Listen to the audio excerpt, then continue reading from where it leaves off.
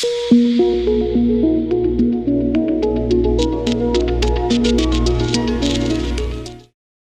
kali ini saya mau mengajarkan saudara-saudara masih di dalam kitab Roma. Saya masih senang membahas kitab Roma karena di dalamnya ada banyak sekali pelajaran yang luar biasa. Roma pasal 12. Judul khotbah saya adalah kehidupan yang dipersembahkan. Bagaimana saudara tahu bahwa saya sudah hidup buat Kristus? Bagaimana saudara tahu bahwa saya ini sudah hidup sebagai orang yang bertobat?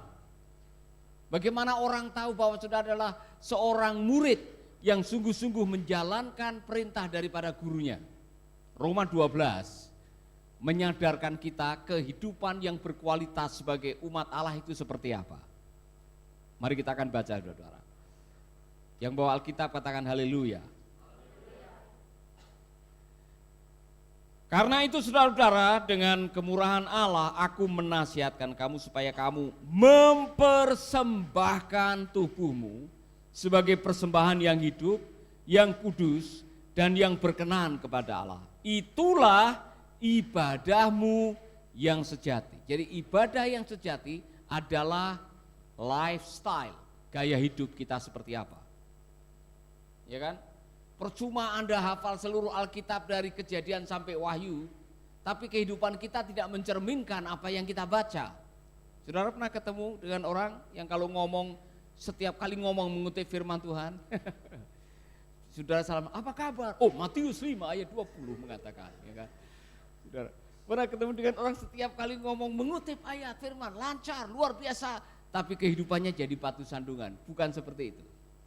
Kehidupan yang dipersembahkan adalah kehidupan yang dilandasi oleh kebenaran, oleh hubungan kepada Kristus. Jadi persembahkanlah persembahanmu sebagai persembahan yang hidup. Saudara harus tahu pada zaman itu yang namanya altar. Itu adalah tempat mempersembahkan korban. Nah, korban yang harus dibawa ke altar harus masih dalam keadaan hidup, tidak boleh mati, saudara. Saudara membaca dalam Perjanjian Lama, semua korban yang dibawa di mezbah harus dalam keadaan hidup dan tidak boleh bercacat. Itulah sebabnya Rasul Paulus atau siapapun yang menulis kitab Roma ini mengatakan ibadah yang sejati adalah hidup. Artinya apa? Waktu kau masih hidup.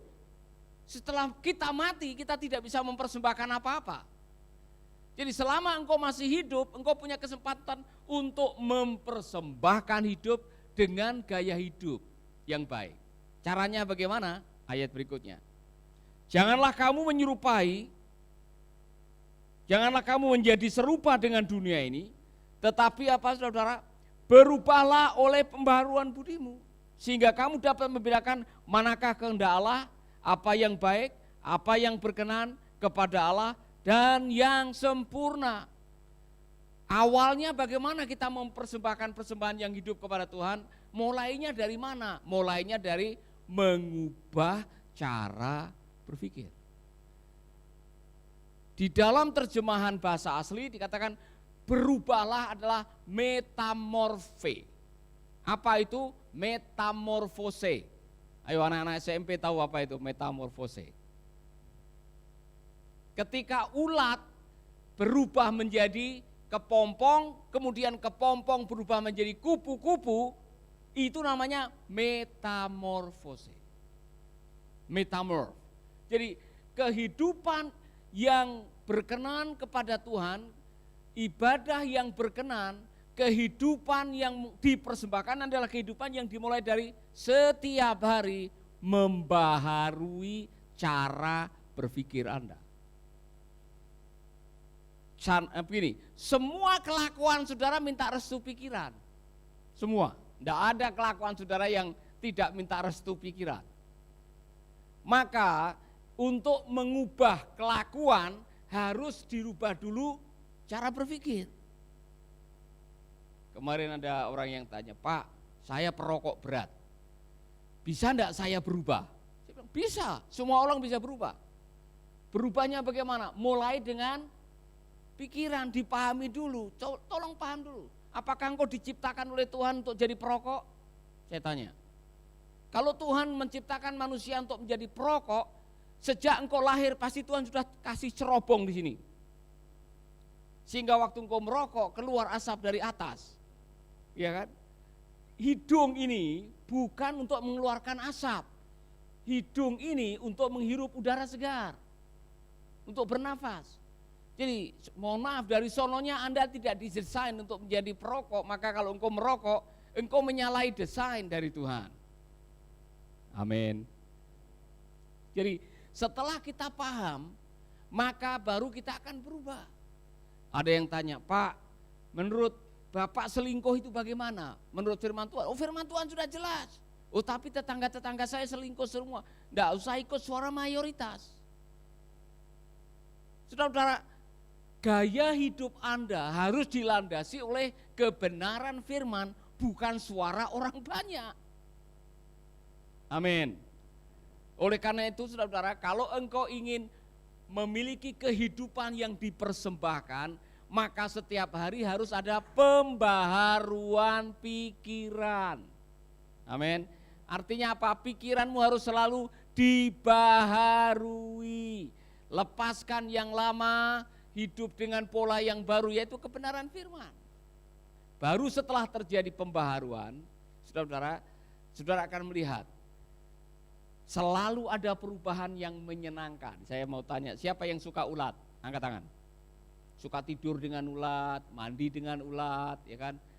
Kemana-mana bawa ulat, ada? Tapi siapa yang pernah ke taman kupu-kupu? Siapa yang suka kupu-kupu? Hampir semua suka kupu-kupu, ya kan? Saya belum pernah ada di Bali ini kunjungi taman ulat. Ya. Belum ada. Taman kupu-kupu ada, saudara-saudara. Jadi kenapa orang mau melihat kupu-kupu? Karena indah, ya kan?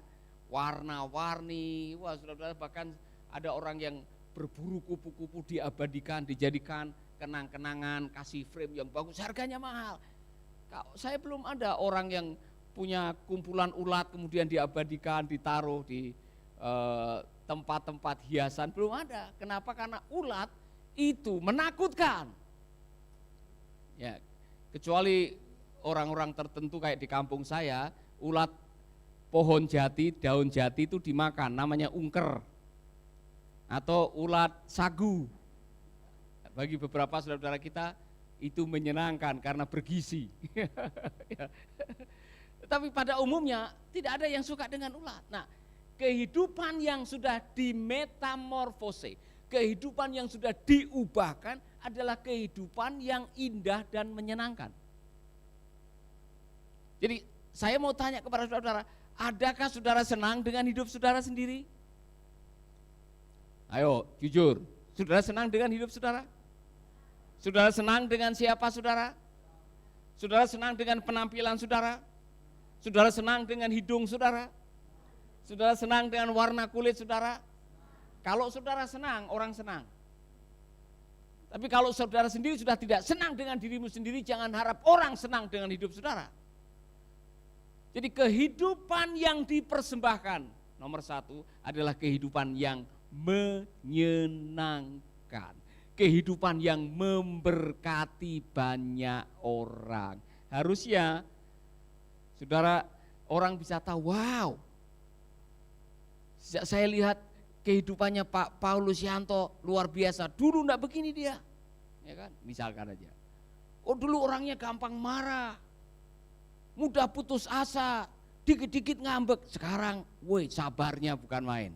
Nah orang bisa tahu, ya kan? Luar biasa. Dulu sebelum saya lihat Bu Devi itu, wow Bu Devi, ya kan? Dia itu dulu wah hidupannya suka kalau ngomong sedikit pasti menyakitkan hati dulu. Tapi sejak saya lihat dia rajin ikut ibadah di BIC, wow. Hidupnya sekarang menjadi berkat bagi banyak orang. Jadi kehidupan yang dipersembahkan adalah kehidupan yang diubahkan untuk menjadi lebih baik. Amin. Kalau saudara masih belum tahu bagaimana menjadi lebih baik, dengarkan setiap pagi Making Life Better, bikin hidup lebih baik.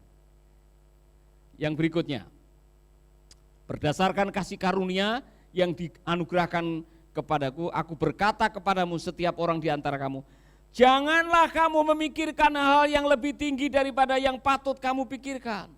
Tetapi hendaklah kamu berpikir begitu rupa sehingga kamu menguasai diri menurut ukuran iman yang dikaruniakan Allah kepada kamu masing-masing. Kehidupan yang dipersembahkan adalah kehidupan apa adanya, sederhana.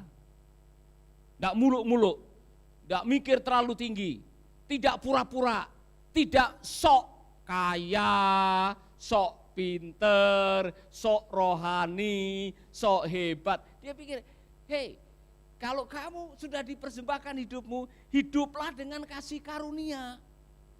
Bukan mikir yang tinggi-tinggi. Saudara-saudara, saya kasihan sekali.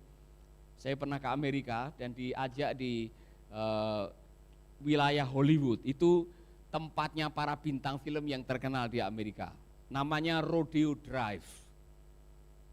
Sopir yang mengantar saya mengatakan, Paulus, di sini banyak orang yang pengen jadi bintang film tapi karena tidak bisa, nongkrongnya di kafe-kafenya bintang film dengan harapan bisa duduk dengan bintang film. Mereka rela merogoh kocek itu makan satu steak bisa 1 juta satu potong. Mereka rela minum kopi, satu cangkir kopi 200.000.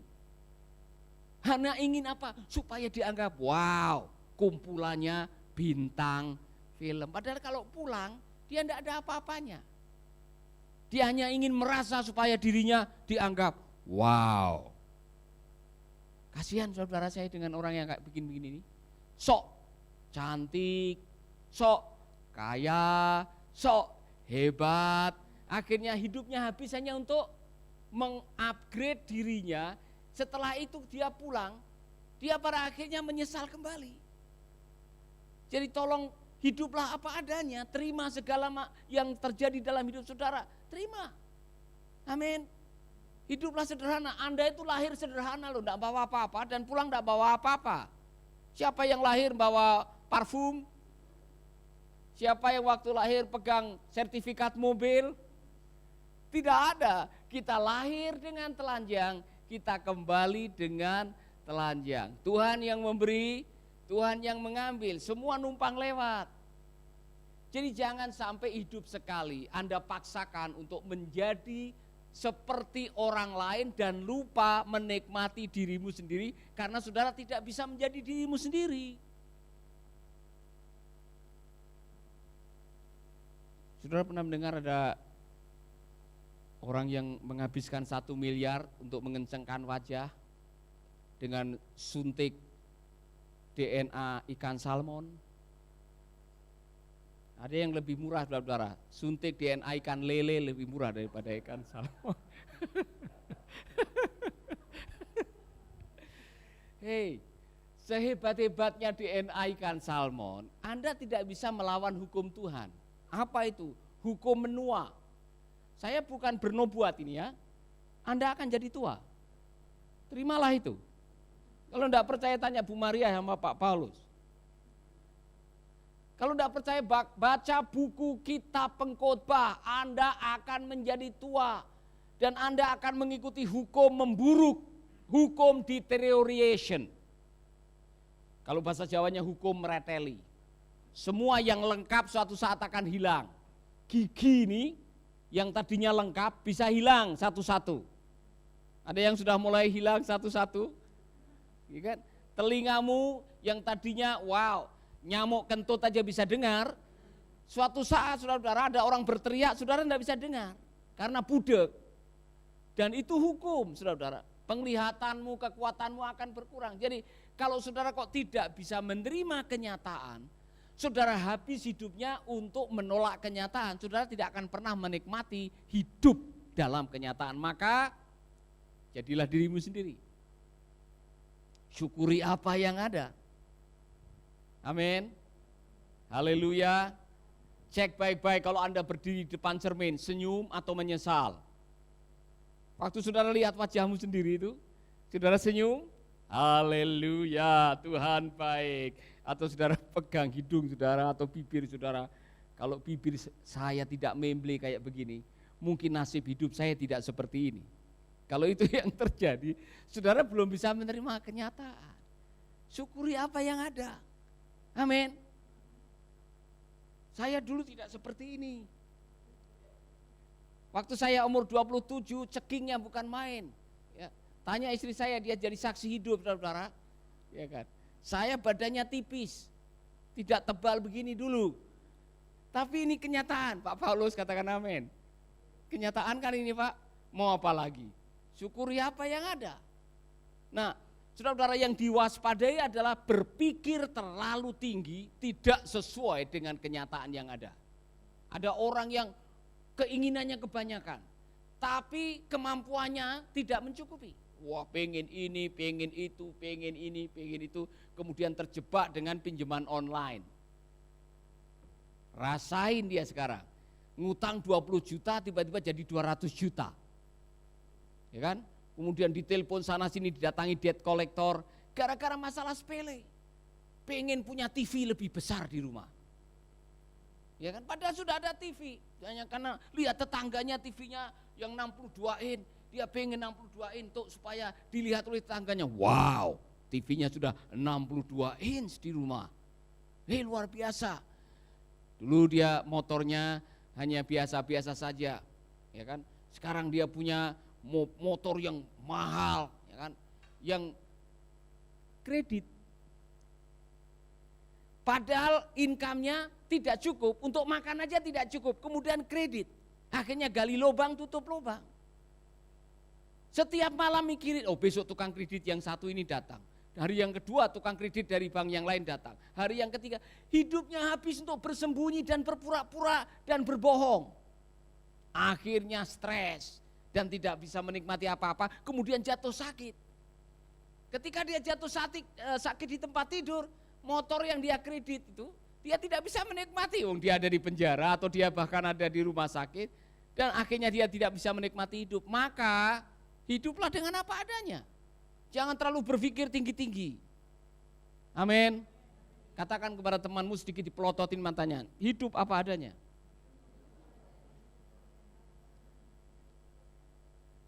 Yang bikin Anda susah itu bukan kehidupan, tapi keinginan yang tidak bisa ditaklukkan.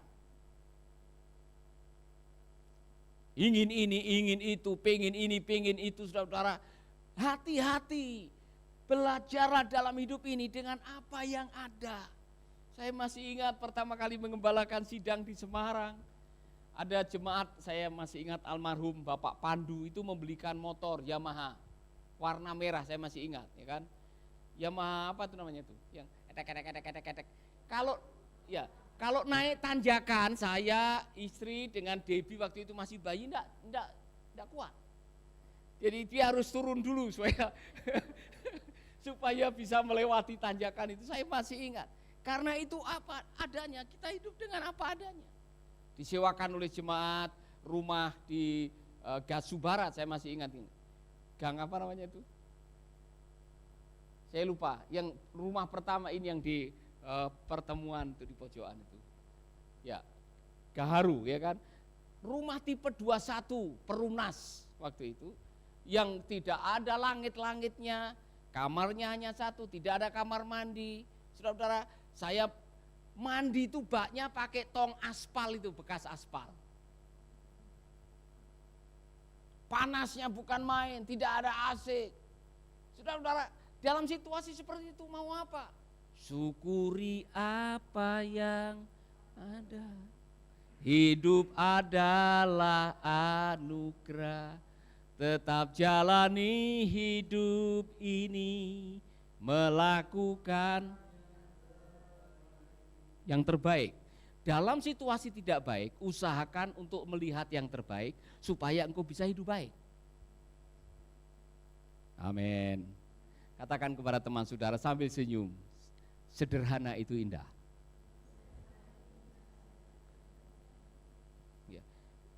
Konon ada yang mengatakan hidup ini sederhana. Semua Tuhan melahirkan kita sederhana, bahkan dikatakan aku lahir telanjang kembali dengan telanjang. Iya kan? Sederhana. Waktu itu enggak ada yang lahir pakai celana jeans atau pakai mode. Kita lahir dengan telanjang, sederhana. Yang bikin rumit bukan Tuhan. Yang bikin rumit bukan setan. Yang bikin rumit karena keinginan saudara.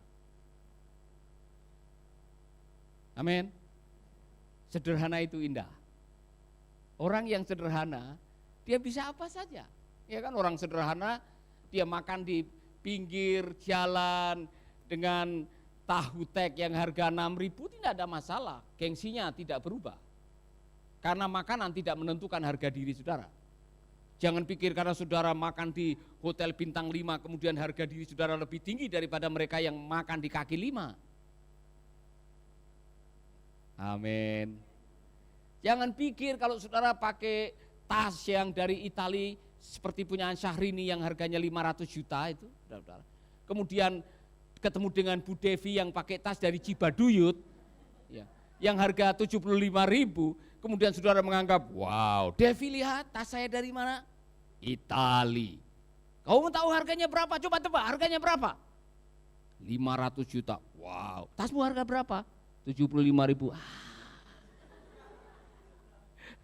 Kalau saudara sampai punya pikiran kayak begini, salah konsep. Maka berubahlah oleh pembaharuan akal budimu. Harga dirimu tidak ditentukan oleh harga barang-barang yang kamu miliki. Dengar baik-baik.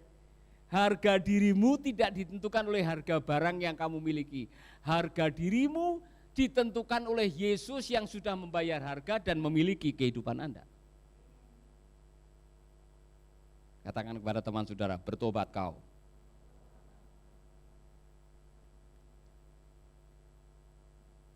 Ayat yang keempat. Sebab sama seperti pada saat tubuh kita mempunyai banyak anggota, tetapi tidak semua anggota mempunyai tugas yang sama. Demikian juga kita, walaupun banyak adalah satu tubuh di dalam Kristus, tapi kita masing-masing adalah anggota yang seorang terhadap yang lain. Demikianlah kita mempunyai satu karunia, mempunyai karunia yang berlain-lainan menurut kasih karunia yang dianugerahkan kepada kita. Jika karunia itu adalah untuk bernubuat, baiklah kita melakukannya dengan sesuai dengan iman kita.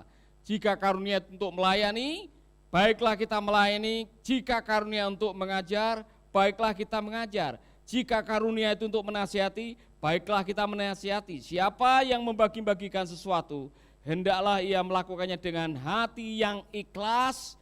Siapa yang memberi pimpinan, hendaklah ia melakukannya dengan rajin. Siapa yang menunjukkan kemurahan, hendaklah ia melakukan dengan sukacita. Hidup yang dipersembahkan adalah hidup yang ikhlas.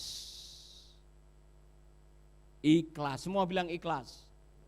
Melakukan dengan tulus, ikhlas. Amin.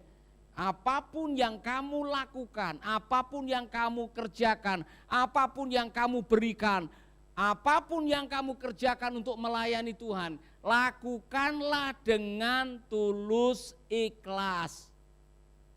Kalau nolong orang, ikhlas, bukan karena nyari-nyari yang lain.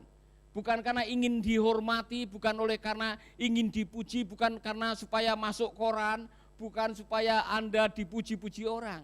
Ikhlas, lakukan sesuatu dengan senang hati dan dengan ikhlas. Apapun juga yang saudara lakukan tadi, menurut karunia masing-masing. Jadi hidup yang dipersembahkan adalah hidup dengan sederhana, hidup diubahkan, dan ikhlas. Wow, tahu ikhlas?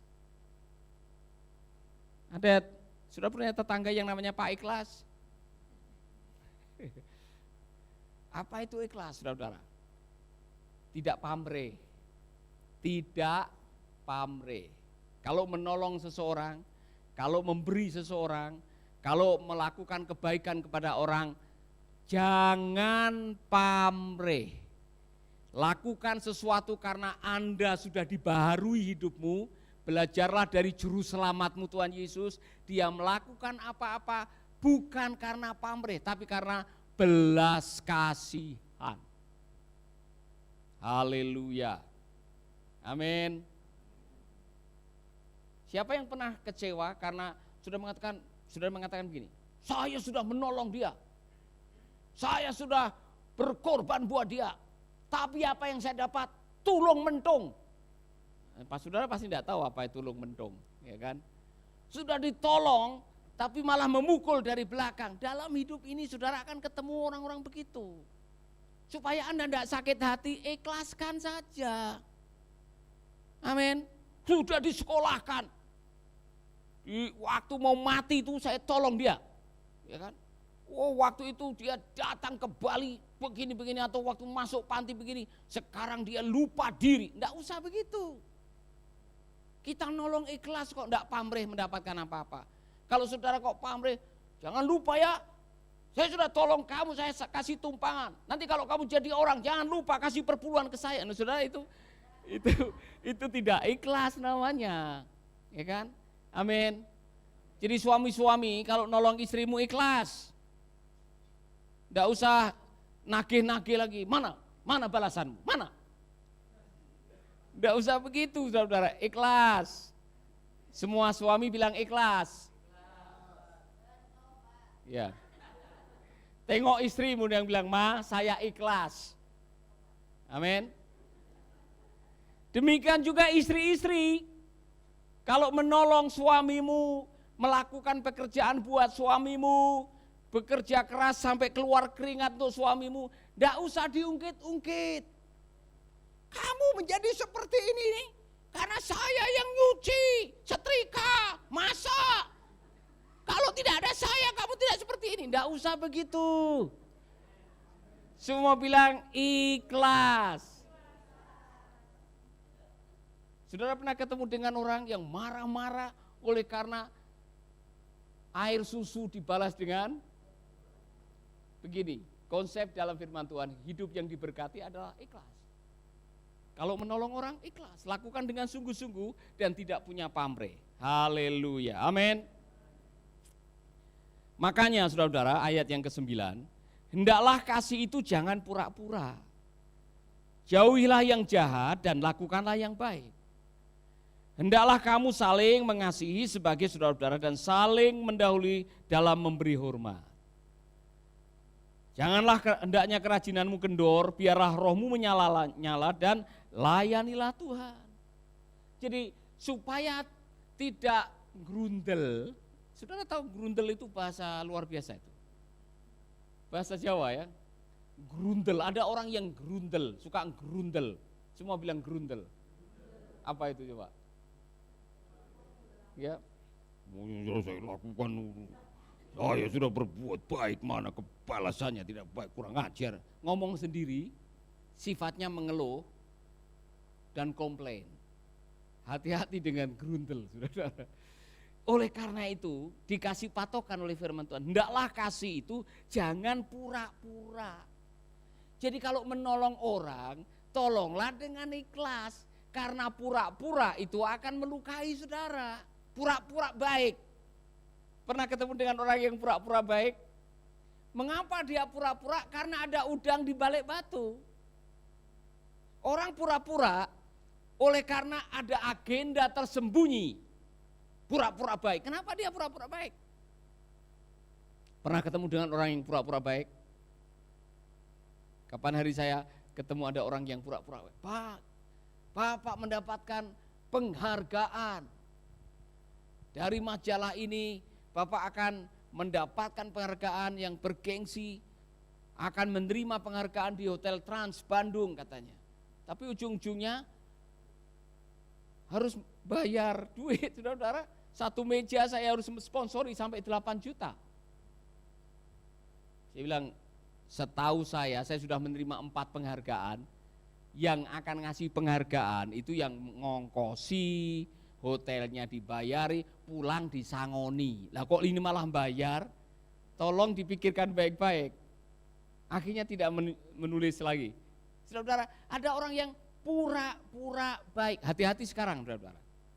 Pura-pura baik nolong saudara, tahu-tahu dari belakang dia malakin saudara. Waspadalah. Amin. Ikhlas saja. Jujur saja. Yang berikutnya, yang ayat berikutnya ini luar biasa. Saudara-saudara harus perhatikan ini. Saudara-saudara semua bilang 12. 12. Bersukacitalah dalam pengharapan. Orang yang hidupnya dipersembahkan adalah orang yang hidup dengan sukacita. Bersukacita dalam pengharapan. Mengapa dia bersukacita dalam pengharapan? Karena pengharapan di dalam Tuhan tidak pernah mengecewakan. Berharap kepada Tuhan tidak pernah mengecewakan. Ada firman Tuhan yang mengatakan begitu.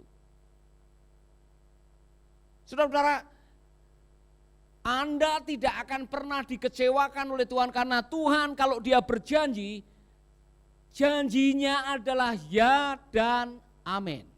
Tuhan tidak pin-plan. Tahu? Orang Jawa bilang esok dele sore tempe. Hari ini bilang aku mencintaimu, besok sudah meninggalkan dan pergi dengan yang lain. Kemudian saudara menyanyikan kau yang mulai, kau yang mengakhiri. Itu lagu kekecewaan karena Anda percaya kepada apa kata orang. Maka berbahagialah orang yang mengandalkan Tuhan.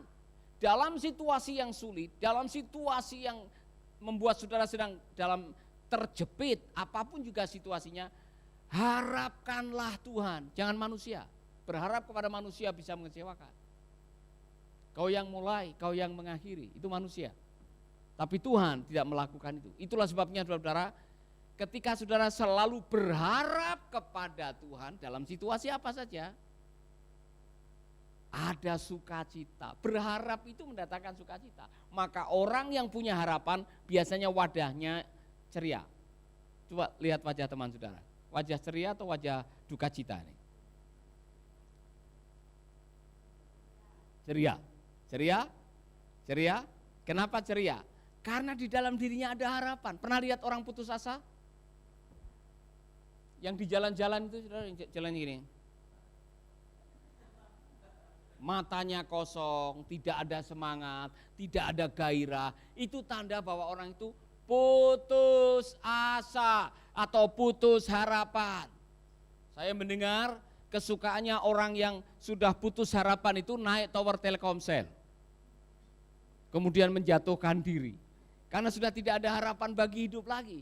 Maka orang yang hidupnya dipersembahkan kepada Tuhan seharusnya setiap hari tiada hari tanpa sukacita. Katakan kepada teman saudara, tiada hari tanpa sukacita. Oh, bagaimana Pak? Saya bisa bersukacita. Suami saya baru kena PHK. Dengar, your problem is temporary. Masalahmu sifatnya sementara. COVID ini sifatnya sementara. Nanti pasti Tuhan akan pulihkan. Kemudian waktu sudah mengatakan, oh ya, Tuhan pasti pulihkan. Walaupun belum tahu kapan dipulihkan, tapi pada waktu sudah mengatakan, nanti Tuhan pasti akan memulihkan. Langsung ada pengharapan. Waktu ada harapan, wajah langsung berubah, ada sukacita. Belajarlah dari ibu-ibu yang mau melahirkan itu. Ibu-ibu yang hamil walaupun sakit, ada sukacita. Yang pernah, saya belum pernah melahirkan, jadi saudara-saudara yang yang pernah melahirkan, yang mau melahirkan, ya kan, masih ingat Ibu Paulus, ya kan, walaupun sakit, ya kan, tapi kita sudah berharap nanti anak kita akan lahir, sudah dikasih nama, kamar sudah dipersiapkan, ranjang atau tempat tidurnya sudah persiapkan, baju-bajunya sudah dibeli, sudah ada namanya ditulis di rumah, selamat datang, walaupun bayinya belum lahir. Tapi setiap kali dia menyentuh perut ada sukacita, harapan. Sebentar lagi saya akan punya anak. Harapan itu mendatangkan sukacita dan membuat kita lupa sakitnya. Makanya orang yang hamil itu kadang-kadang enggak kapok. Orang bilang kapok lombok, udah tahu menyakitkan hamil lagi, ya kan? Hamil lagi. Saya pernah ajak ibu dulu kita pergi ke dokter, ada orang umur 54 dari Madura, ibu-ibu yang saya tanya, ini anak yang keberapa? Dia juga cek kehamilan, 14. Anak yang ke-14. Luar biasa, kok enggak kapok? Kapok lombok orang bilang. Sudah tahu kapok lombok? Kapok sambal. Walaupun sambal itu pedas, saudara makan tetap pakai sambal. Maka saudara-saudara, setiap hari belajarlah bersuka cita. Amin. Bersuka cita dalam harapan. Satu lagi kemudian selesai. Sebetulnya masih panjang, tapi selesai.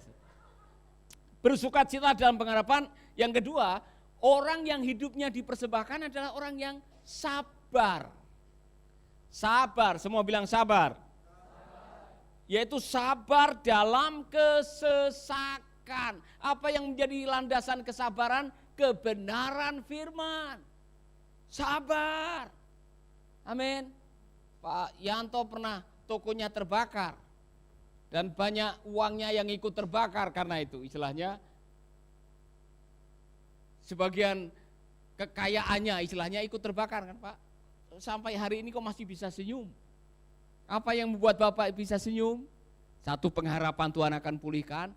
Dua, ada kekuatan dari dalam yang membuat kita tabah menghadapi kesesakan. Sabar dalam bahasa aslinya makrotumea. Apa artinya? Orang yang menyangga beban yang berat dan tidak menyerah, itu sabar. Jadi waktu saudara diizinkan menghadapi masalah yang berat, masalah yang rumit, tekanan hidup, tapi masih bisa sabar. Karena saudara yakin ada harapan nanti ada waktunya Tuhan menolong saya menyelesaikan masalah saya. Anda punya kekuatan dari dalam. Sehingga diapa-apakan saudara tidak menyerah, tidak marah. Saudara masih tetap mengucapkan kata-kata iman. Aku lahir dengan telanjang, aku kembali dengan telanjang. Tuhan yang memberi, Tuhan yang mengambil. Terpujilah nama Tuhan. Sabar. Ayub sabar.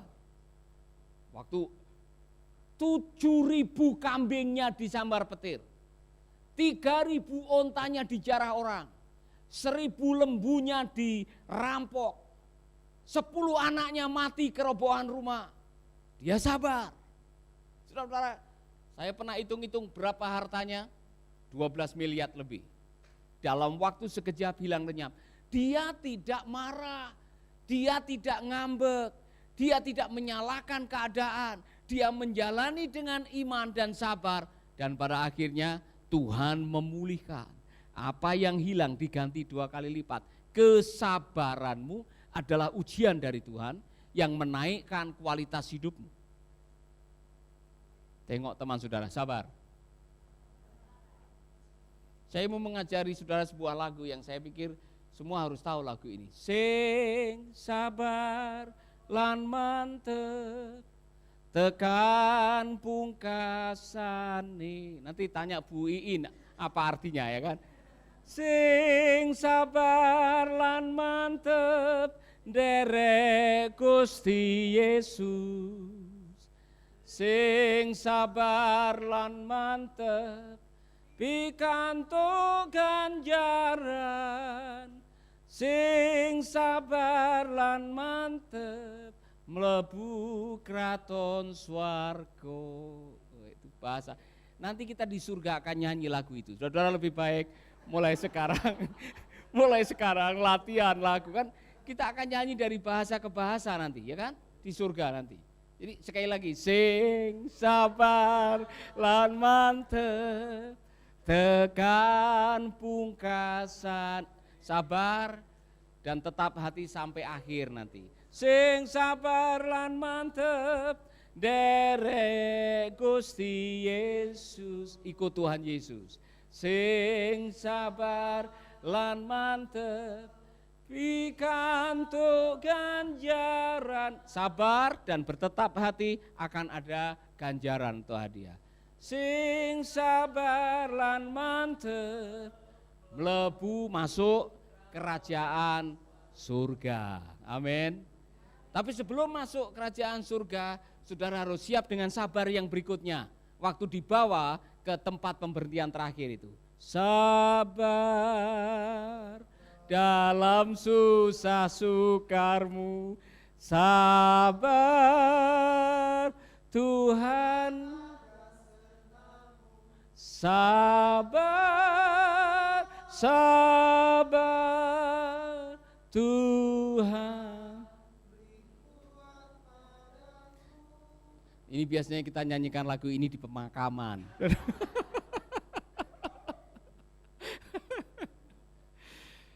Sabar, katakan kepada teman saudara, sabar. Segala sesuatu ada waktunya. Dan di dalam waktunya Tuhan, apapun persoalan saudara yang dijalani dengan sabar, ada ganjarannya.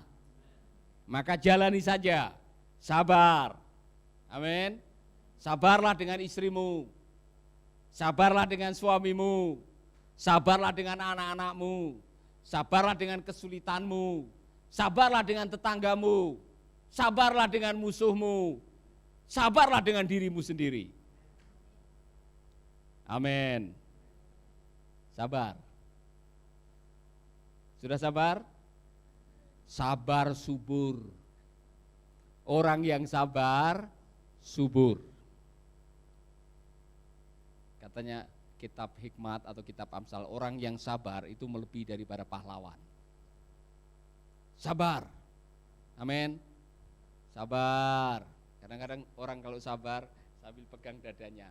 Sabar. Ada waktu-waktu dalam kehidupan kita Anda akan masuk di sekolah kesabaran. Dan orang yang hidupnya dipersembahkan sabar. Mari kita berdiri bersama-sama. Haleluya. Pemusik akan maju ke depan, kita menyanyikan diberkatilah orang yang gemar merenungkan firman Tuhan. Sabar, haleluya. Amin. Amin saudara. Sudah sabar?